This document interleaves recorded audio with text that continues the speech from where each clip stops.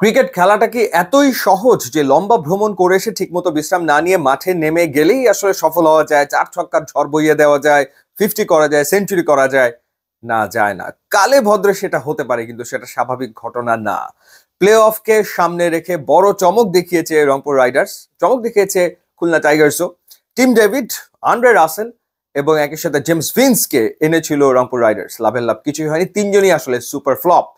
এবং প্লে অফে মাত্র 85 রানে গুটে গেল রংপুর রাইডার্স, এবারের বিপিএল এর থার্ড লোয়েস্ট টোটাল এবং বিপিএল এর ইতিহাসে প্লে অফের সর্বনিম্ন রান এটি 85।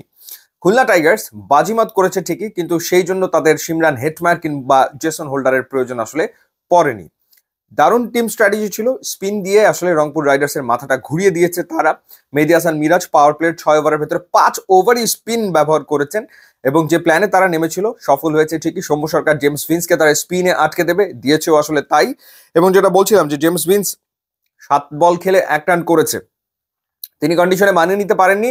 তার চেয়েও বড় বিপদ যেটা ঘটিয়েছেন রংপুরের জন্য, সৌম্য সরকারকে তিনি আসলে রান আউট করে ফেলেছেন শুরুতেই। সৌম্য আগের ম্যাচে দারুণ একটা নক খেলেছিলেন, ছন্দে ছিলেন, শুরুতেই আসলে সৌম্য সরকার যে রান আউট হয়ে গেল, ওতেই আসলে রিদম রংপুর রাইডার্স হারিয়ে ফেলেছে। তো এরপর নাসুম আহমেদ দারুণ দুটো উইকেট নিয়েছেন, জেমস ভিন্সকে তিনি আসলে ফিরিয়েছেন, শেখ মাহাদিকে তিনি আসলে আউট করেছেন। এরপর মেহেদী হাসান মিরাজ তিনি টোটাল নিয়েছেন 3 উইকেট, 4 ওভার বল করে 10 রানে 3 উইকেট তিনি নিয়েছেন। নাসুম 4 ওভারে 16 রান দিয়ে 3 উইকেট নিয়েছেন, সাইফুদ্দিনকে আউট করেছেন। হাসান মাহমুদ, সেটাও একটা দুর্দান্ত বল আসলে ছিল। মোহাম্মদ নওয়াজ 4 ওভার বল করে 21 রানে 1 উইকেট নিয়েছেন। এবং যে বড় নামগুলো, জেমস ভিন্স 7 বলে 1 রান, এরপর টিম ডেভিড 9 বলে 7 রান এবং আন্দ্রে রাসেল 9 বলে 4 রান করতে সক্ষম হয়েছে।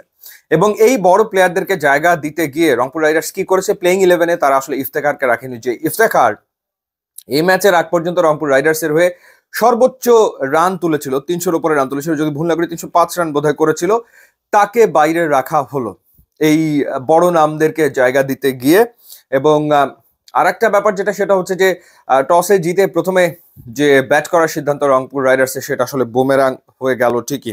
যেটা বলছিলাম যে খুলনা টাইগার্সের প্ল্যান অ্যাবসলিউটলি স্পট অন ছিল, স্পিনাররাই কাজের কাজটা করে দিয়েছে। ইনফ্যাক্ট মুশফিক হাসান মাত্র 5 বল করেছেন, তিনি 1 ওভারও তিনি করতে পারেননি।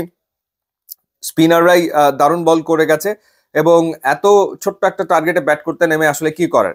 নাইম শেখ যে ফর্মে রয়েছে, নাইম শেখ যা করার তিনি আসলে করেছেন। আরো একটা দুর্দান্ত ইনিংস, অর্থাৎ যেহেতু তিনি ফর্মে আছেন, তিনি কাজটা সেরে ফেলেছেন সাথে অ্যালেক্স রসকে নিয়ে। যেটা বলছিলাম যে ওই সিমরান হেটমায়ার আর জেসন হোল্ডারের সার্ভিস দরকার পড়েনি, নেক্সট ম্যাচে হয়তো দরকার পড়বে, ততক্ষণে তারা হয়তো কন্ডিশন কিংবা ভ্রমণ ক্লান্তি কাটিয়ে উঠতে সক্ষম হবে। ওয়েল, সো আরো একবার প্লে অফেই থামলো রংপুর রাইডার্সের জার্নি। ইউটিউব ইনস্টাগ্রাম লিঙ্ক দেওয়া আছে, আপনারা যদি যোগ দেন তাহলে খুবই খুশি হবো। And thanks for watching.